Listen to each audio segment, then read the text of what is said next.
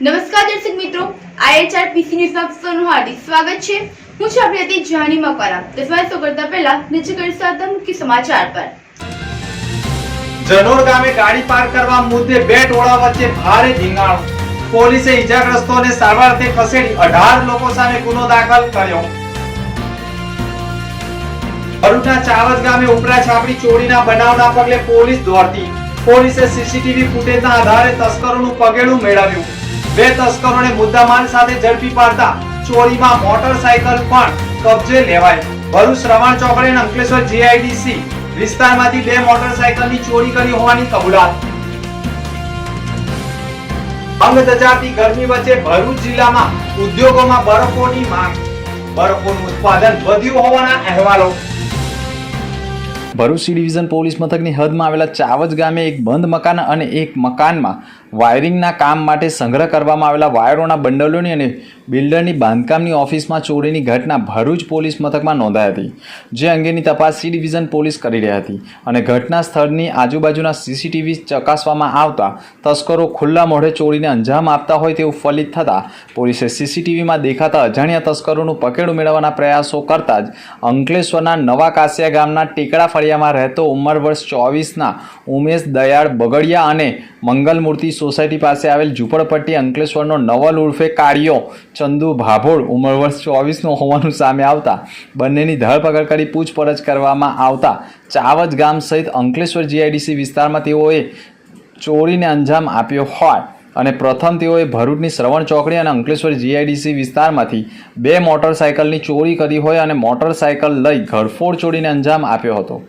Bharuch C division police મથકની હદમાં જ 4 અને A ડિવિઝન પોલીસ મથકની હદમાં 1 તથા અંકલેશ્વર GIDC પોલીસ મથકની હદમાં 1 મળી 6 ચોરીઓને અંજામ આપ્યો હતો। ચોરીના મુદ્દામાલ સાથે પોલીસે કબજો લીધો છે, જેમાં ચાવજ ગામે 3 સ્થળોએ ચોરીમાં સોના ચાંદીના દાગીના, વાયરના બંડલો તથા બિલ્ડરની સાઈડ ઉપરથી ચોરેલા નળ મળી કુલ ₹4,13,857નો મુદ્દામાલ જપ્ત કરી અન્ય કેટલાક સ્થળે ચોરીને અંજામ આપ્યો છે તેવી માહિતી મેળવવા માટે કોર્ટમાં રિમાન્ડ માટે આરોપીઓને રજૂ કરવામાં આવ્યા છે। ઝડપાયેલા ઉમેશ દયાળ બગડિયાના સામે ચોરીના 10 ગુનાઓ નોંધાયેલા છે, જેમાં અંકલેશ્વર શહેર police station, Ankleshwar GIDC police station, Ankleshwar rural police station, Valia police station, Olpad police station, Bharuch C division police સ્ટેશનની હદમાં તથા અંકલેશ્વર GIDC પોલીસ મથકોમાં પણ ચોરીના ગુનાઓ નોંધાયા છે। તો તેની સાથે ઝડપાયેલા નવલ ઉર્ફે કાળિયો ચંદુ ભાભોળ સામે પણ 4 ગુના નોંધાયેલા છે, જેમાં અંકલેશ્વર શહેર પોલીસ સ્ટેશનમાં 3 અને શાકબાળા અંકલેશ્વર શહેર 1 મળી 4 ગુના નોંધાયા છે। ભરૂચ સી ડિવિઝન પોલીસે ઝડપી પાડેલા તસ્કરોએ 6 ઘટનાને અંજામ આપ્યો હોવાની માહિતી મળી છે। ભરૂચ જિલ્લાના નવા વાડિયા દહેજ ખાતે ખીમડી માતાજીના નવનિર્માણ પામેલા મંદિરનો પ્રાણ પ્રતિષ્ઠા કાર્યક્રમ યોજાયો હતો, જે પ્રાણ પ્રતિષ્ઠા મહોત્સવમાં 14/4/2025ને સોમવારના રોજ સવારે 8 કલાકે નવચંડી યજ્ઞ પૂજાનો પ્રારંભ તથા સાંજે 4 કલાકે શ્રીફળ હવન અને સાંજે 5 કલાકે મહાઆરતી તથા સાંજે 6 કલાકે મહાપ્રસાદીનું આયોજન કરવામાં આવ્યું હતું। આ સાથે જ રાત્રિના સમયે માતાજીના જાગરણ સહિત વિવિધ કાર્યક્રમો યોજાયા હતા। આ પ્રાણ પ્રતિષ્ઠા મહોત્સવમાં જિલ્લાભરમાંથી આહિર સમાજના ભાઈ બહેનો ઉપસ્થિત રહ્યા હતા અને માતાજીના મંદિરના દર્શન કરી મહાપ્રસાદીનો લાભ લઈ ધન્યતા અનુભવી હતી। જનોર ગામ હંમેશા મારામારી મુદ્દે વિવાદમાં રહ્યું છે। ગાડી પાર્ક કરવા મુદ્દે બંને પક્ષો વચ્ચે ધીંગાણું થતાં લાકડીના સપાટાઓ સાથે મારામારી કરવામાં આવી હોય, જેમાં બંને પક્ષોના ઈજાગ્રસ્ત બનતા સારવાર માટે ભરૂચ સિવિલ હોસ્પિટલ ખાતે ખસેડવામાં આવ્યા છે। આ સમગ્ર ધીંગાણુમાં વિડીયો પણ સામે આવ્યા છે। પોલીસે બંને પક્ષના 18 લોકો સામે ગુનો દાખલ કરી કાર્યવાહી કરી છે। પ્રથમ નબીપુર પોલીસ મથકમાં ફરિયાદી ભીખુભાઈ માછીએ ફરિયાદ નોંધાવી છે, જેમાં તેઓએ આક્ષેપ કર્યા છે કે ગાડી પાર્ક કરવામાં આવી હતી તે સમયગાળા દરમિયાન કેટલાક લોકો દોડી આવ્યા હતા અને કહ્યું હતું અહીંયા કેમ ગાડી મૂકે છે તેમ કહી હાથમાં રહેલી લાકડીનો સપાટો ફરિયાદીને મોઢાના ભાગે માર્યા હતા, જેનાથી માથાના અને કપાળના ભાગે ગંભીર ઈજાઓ થતાં લોહી લુહાણ થયા હતા અને અન્ય લોકો પણ ભેગા થઈ જતા ફરિયાદી ઈજાગ્રસ્ત ભીખુભાઈ માછીને મારવામાં આવતા તેમને પણ ઈજાઓ પહોંચી હતી, જેના પગલે સારવાર માટે ભરૂચ સિવિલ હોસ્પિટલ ખાતે ખસેડવામાં આવતા ઈજાગ્રસ્ત ભીખુભાઈ માછીએ હુમલાખોરો સામે ફરિયાદ નોંધાવતા 9 લોકો સામે ફરિયાદ નોંધાઈ છે, જેના પગલે પોલીસે કાર્યવાહી કરી છે.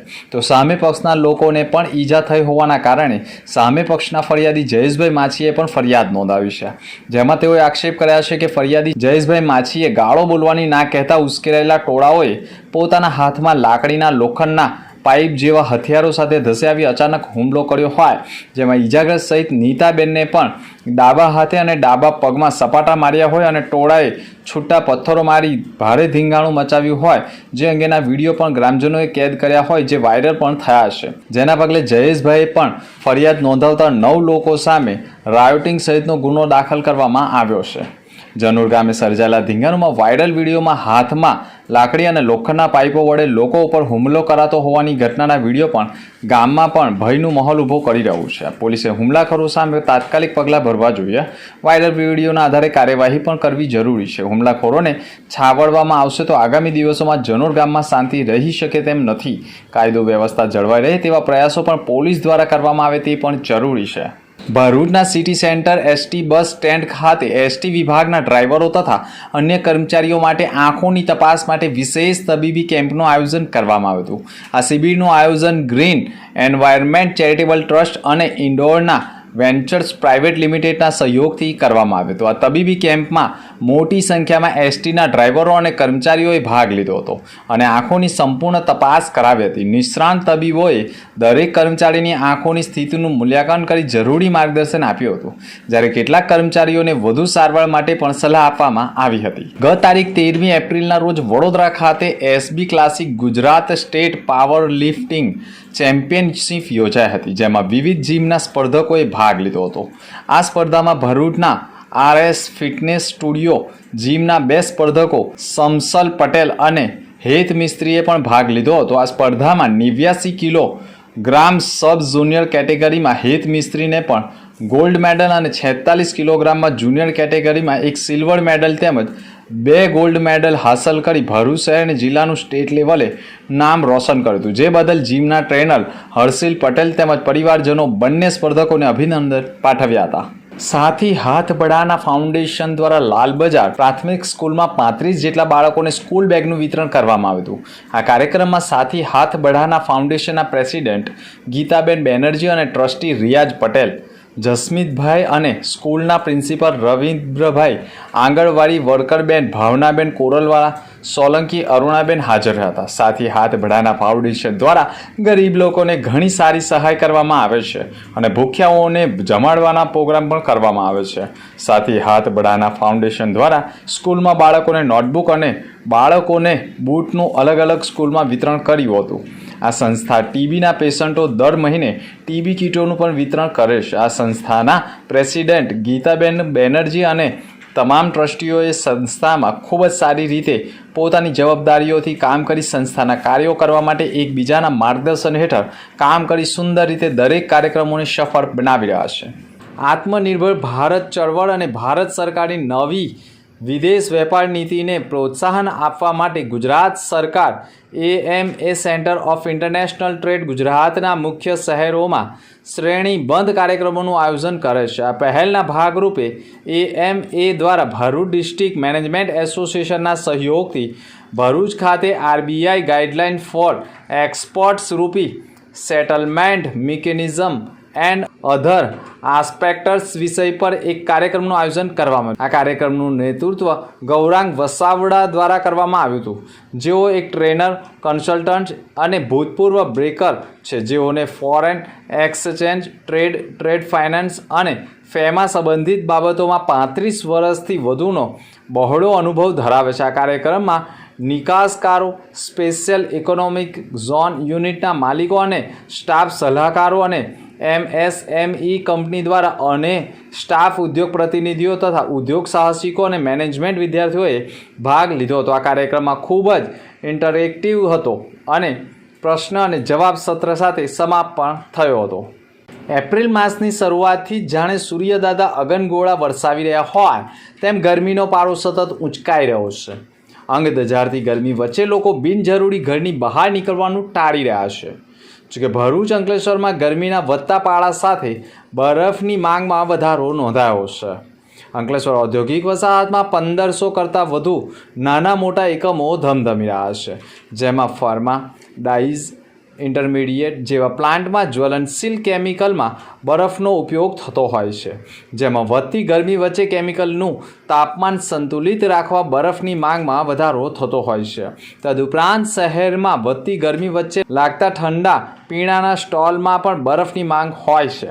આમ ઔદ્યોગિક દ્રષ્ટિએ તેમજ ઠંડા પીણામાં પણ બરફની માંગ વધતા અંકલેશ્વર ઔદ્યોગિક વસાહતમાં બરફના ધંધામાં તેજી રહી છે. ગત વર્ષે સરખામણીએ જોવા જઈએ તો કેમિકલ પ્લાન્ટ પણ હવે સીલિંગ પ્લાન્ટ તરફ વળતા તેની અસર બરફના ઉદ્યોગો પર પડી છે. આથી 10-15 વર્ષ પહેલાં ઉનાળામાં બરફની માંગને પૂરી કરવા બરફ ફેક્ટરીના માલિકો છે કે સુરત અને ભરૂચથી બરફ મંગાવીને માંગ પૂરી કરતા હતા. ઉદ્યોગ આલમ પર મંડીની અસરને લઈ તેઓનો સમય હવે રહ્યો નથી. જોકે વધતી જતી ગરમી વચ્ચે આગામી દિવસોમાં બરફની માંગમાં પણ હજુ વધારો ન થાય તેવી વકી સેવાઈ રહી છે. નમસ્કાર, મારું નામ સમત ખેરાની છે અને અંકલેશ્વર ઔદ્યોગિક વસાહતમાં 15 વર્ષ કરતાં વધુ સમયથી અમારી બરફની ફેક્ટરી આવે છે. અહીંયા બરફનું ઉત્પાદન થાય છે. હાલમાં ભરૂચમાં જેમ કે આપણે જાણીએ છીએ કે 42-43 ડિગ્રી આસપાસ તાપમાન રહેતું હોય, આ આકરી ગરમી વચ્ચે બરફની માંગમાં વધારો જોવા મળી રહ્યો છે. બજારોમાં પણ ઠંડા પીણામાં અને અન્ય વસ્તુઓમાં બરફનો વપરાશ થતો હોય છે. સાથે સાથે જ અંકલેશ્વર ઔદ્યોગિક વસાહતમાં કંપનીઓ પણ આવેલ છે અને આ કંપનીઓમાં પણ બરફનો વપરાશ થતો હોય છે. ત્યારે હવે ગરમી વધી રહી છે, તેમ તેમ બરફની માંગમાં વધારો જોવા મળી રહ્યો છે. આગામી દિવસમાં ગરમીનો પારો હજુ ઉચકાય ત્યારે આ બરફની માંગમાં હજુ વધારો થાય તેવું હાલ લાગી રહ્યું છે. અંતમાં મુખ્ય સમાચાર પર ફરી એક નજર. જનોર ગામે ગાડી પાર્ક કરવા મુદ્દે બે ટોળા વચ્ચે ભારે ધીંગાણો. પોલીસે ઈજાગ્રસ્તોને સારવારથી ખસેડી 18 લોકો સામે ગુનો દાખલ કર્યો. ભરૂચના ચાવજ ગામે ઉપરા છાપડી ચોરીના બનાવના પગલે પોલીસ દોડતી. પોલીસે સીસીટીવી ફૂટેજના આધારે તસ્કરોનું પગેડું મેળવ્યું. બે તસ્કરોને મુદ્દામાલ સાથે ઝડપી પાડતા ચોરીમાં મોટરસાયકલ પણ કબજે લેવાઈ. ભરૂચ રવાણ ચોકડી અને અંકલેશ્વર જીઆઈડીસી વિસ્તારમાંથી બે મોટરસાયકલની ચોરી કરી હોવાની કબૂલાત. અંગ દજાતી ગરમી વચ્ચે ભરૂચ જિલ્લામાં ઉદ્યોગોમાં બરફોની માંગ. બરફોનું ઉત્પાદન વધ્યું હોવાના અહેવાલો. તો આ હતા સમાચાર. આવતીકાલે ફરી મળીશું નવા સમાચાર સાથે. નમસ્કાર.